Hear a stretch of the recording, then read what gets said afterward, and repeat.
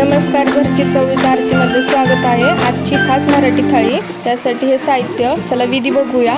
पहिलं मेथीची भाजी, कढईमध्ये तेल, त्यामध्ये जिरे मोहरी कुटलेले लसूण ते टाकून छान परतून घेऊया। लसूण लाल होईपर्यंत परतून झालं की त्यामध्ये मेथी टाकायची। मेथी ही स्वच्छ पाण्याने धुवून घेतलेली आहे। आता त्यामध्ये लाल तिखट, थोडंसं मीठ चवीनुसार टाकूया आणि ते एकजीव करून परतून घेऊया। त्यामध्ये मसूरची डाळ टाकू,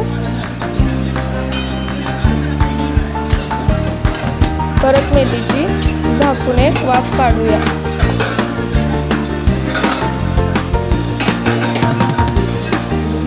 चमचाभर कूट टाकूया, परत वाफून परत शिजवून घेऊया। डाळ वाफरली, मेथी तयार झाली। बघा डाळ मेथीला रंग कसा आला आहे। मेथीची भाजी तयार झाली आहे। आता शेंगाची रस्सा भाजी करूया।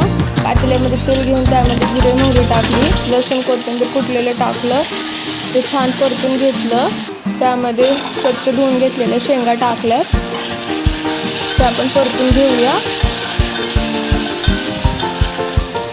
त्याला आता ताट झाकून मस्त एक वाफ काढू। शेंगा छान परतलेल्या आहेत, त्यामध्ये आता थोडं पाणी टाकूया। पाणी टाकून त्यामध्ये आपल्या चवीनुसार आवडीनुसार कूट टाकूया।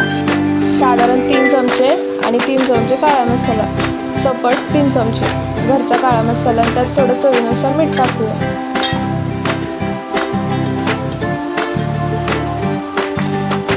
हे सगळं मिश्रण एकजीव करून घेऊया। भाजीचा रंग बघत आहात, तेल सुटेपर्यंत कुटाला शिजवून घेऊया। तेल छान सुटत आहे, रंग पण बघत आहात छान आलेला आहे। फक्त घरचा काळा मसाला वापरला आहे, बाकी कोणताही मसाला भाजीमध्ये वापरलेला नाहीये। शेंगांना परत एकजीव करून घेऊया मसाला।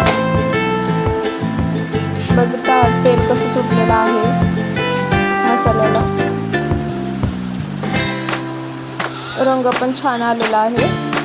ह्याला थोडा 5-5 मिनिटांनी हलवत राहायचं, लगेच पाणी टाकायचं नाही, त्यामुळे भाजी चव बिघडू शकते। आता पाणी टाकूया, ते पण थोडं,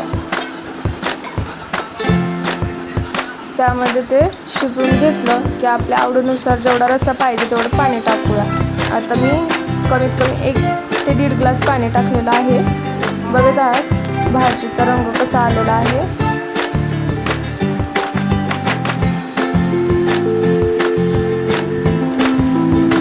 भाजी अगदी अप्रतिम दिसत आहे, छान। आता शेंगा शिजवून झालेल्या आहेत, उकळी आली, शेंगा शिजलेल्या आहेत। आता वरनं कोथिंबीर टाकू। खास घरची चवीत आरती करून स्पेशल मराठी थाळी कशी वाटली ती कमेंटमध्ये सांगा। लाईक शेअर सबस्क्राईब करा।